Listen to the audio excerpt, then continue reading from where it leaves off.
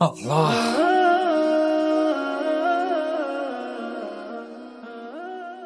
আসসালামু আলাইকুম। ওয়ালাইকুম আসসালাম রহমতুল্লাহ। প্রবাস সেক্রেটারি সাহেব, আপনার তো শুক্রবারে জুম্মার নামাজে ছাড়া পাওয়া যায় না, হঠাৎ করে মসজিদে আইছেন? ইমাম সাহেব, আমি জুম্মায় আসলাম কি কখন আসলাম এটা তো তোমার দেখার বিষয় না। আমি আইসি, আমার দরকার আছে। আপনার তো মসজিদে দেখি না, এই কারণে আমি এই কথাটা বললাম। কালকে বিকেলেতে আমার খাসি ছাগল হারাই গেছে। ওই মাঠ এ মাঠ পাড়া মহল্লা সব খুঁজে আইছি, কোথাও পালাম না। তাই মাইকের অ্যালাউন্স দিতে হবে, যদি কেউ পায় যেন আমার খাসি ছাগলটা বুঝে দিই। দেখেন সেক্রেটারি সাহেব, মসজিদের মাইক তো দিনের কাজের জন্য, এ দুনিয়ার কাজের জন্য না। আপনার ছাগল হারাইছে, তাহলে আপনি বাজারের থেকে একটা মাইক ভাড়া করেন, মাইক ভাড়া করে এলাকায় এটা প্রচার করেন, তাহলে আপনার ছাগল তো আপনি পেয়ে যাবেন। মসজিদের মাইক ব্যবহার করার কি দরকার আপনার? কি ইমাম সাহেব, আপনার টাকা দিয়ে রাখিস, আমরা আমরা যে কথা বলবো সেটাই আপনি বলে দেবেন। কোনটা নিষেধ কি নিষেধ না সেটা তো আপনার দেখার বিষয় না। আপনাদের মসজিদে আমি চাকরি করি বলে আপনারা যা বলবেন তা তো আমি শুনতে পারবো না। আপনার যেটা বলেছি সেইটা করেন, আপনি না পারলে আমার বলেন, আমি বলে দিচ্ছি। আপনি বলেন আমি বলি, যেই বলুক, এ বলাটা উচিত না।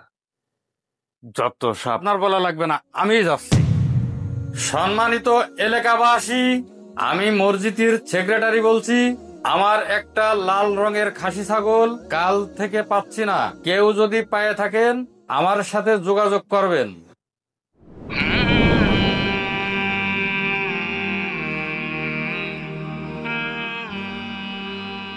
ইমাম সাহেব। আসসালামু আলাইকুম সভাপতি সাহেব। ওয়ালাইকুম আসসালাম।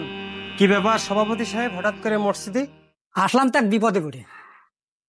গত 2 দিন আগে সেক্রেটারি একটা ছাগল হারাই গেছে। আজ আমার এক ঘটনা ঘটে গেছে, আমার গরু হারাই গেছে, তাই আসলাম আপনার কাছে মসজিদটা এলান করে দিন।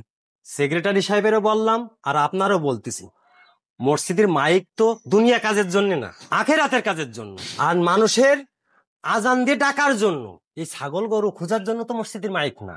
না, আমি বলতে পারবো না। ও সেক্রেটারি, আপনার এখানে ভালো মন্দ খাতির দেই, এই জন্য সেক্রেটারি এলান করা যায়, আমারটা করা যায় না? আপনারা যা ভাবতেছেন তা না, কোনডে ভালো কোনডে মন্দ সেটা তো আপনাদের বোঝাতে হবে। তাই আমি যেটা সঠিক সেটা বললাম। আমি সেক্রেটারি সাহেবেরও বলেছি, তাও সে সেক্রেটারি সাহেব আমার কথা শুনিনি, সে নিজের মতন এলান করেছে। সেক্রেটারি সাহেব যখন মসজিদটা এলান করতে পারিয়েছে, আমিও পারবা না। তুমি সরে যাও। সম্মানিত এলাকাবাসী, আমি মসজিদের সভাপতি জাহাঙ্গীর গাজী বলছি। আজ সকালে আমার সাদা জার্সি গরু হারিয়ে গিয়েছে। যদি কেউ গরুটার খোঁজ পান তাহলে অবশ্যই আমার সাথে যোগাযোগ করবেন। আল্লাহ, দাঁড়ান, আপনাদের সাথে কিছু কথা ছিল। ইমাম সাহেব, কি কথা বলেন? যে কথা বলবো এখানে বলবো না, আমাদের কেশিয়ারের দোকানের সামনে সবাই বসে একটা পরামর্শ করে সে কথাটা আমি ওখানেই বলবো। আসরের নামাজের পরে আপনারা সবাই ওখানে হাজির থাকবেন। আচ্ছা ঠিক আছে, আসর আজানের পরে আমরা কেশিয়ারের দোকানে থাকবো। আসসালামু আলাইকুম। ওয়ালাইকুম আসসালাম। কেমন আছেন? আলহামদুলিল্লাহ। ভাই, আপনি কোনে থাকেন? আপনার দেখা যায় না মসজিদ। আমি আপনার কাছেই যাচ্ছিলাম, আপনার খুঁজতেছি সকাল ধরে, ভাবলাম এখন এই বাড়িতে বেরোয় আপনার কাছেই যাব।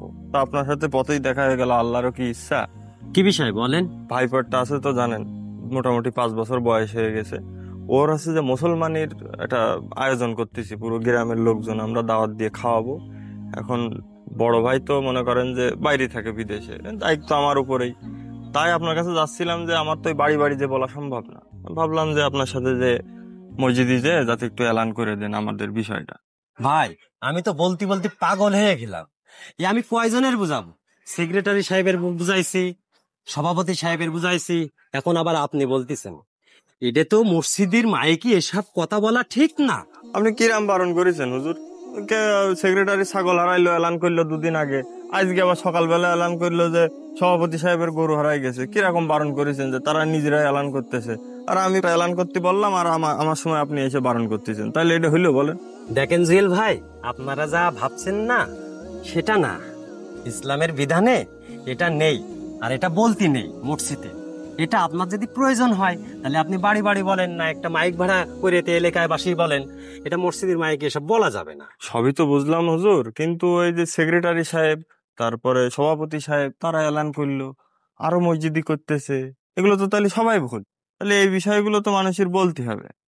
ভাই এই বিষয় আমাদের ওই কেশিয়ারের দোকানের সামনে আসর বাদ পরামর্শ আছে, আপনি দয়া করে আসবেন ওখানে। ঠিক আছে, ইনশাল্লাহ হুজুর। তাহলে আসবেন আপনি ভাই। ইনশাল্লাহ ভাই। আসসালামু আলাইকুম। ওয়ালাইকুম আসসালাম।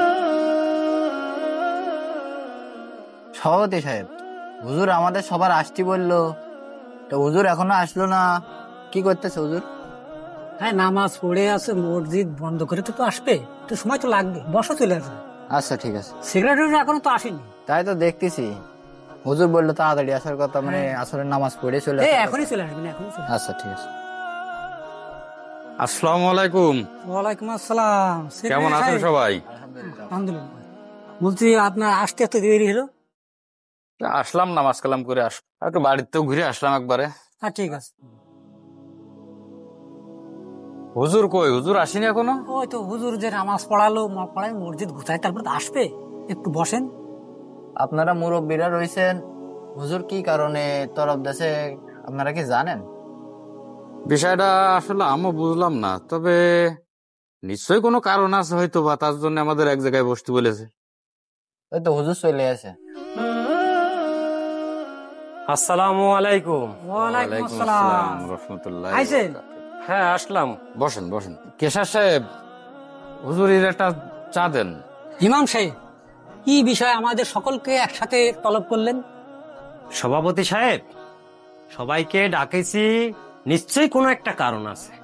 কারণ বলার আগে আপনাদেরকে একটা হাদিস শোনায়।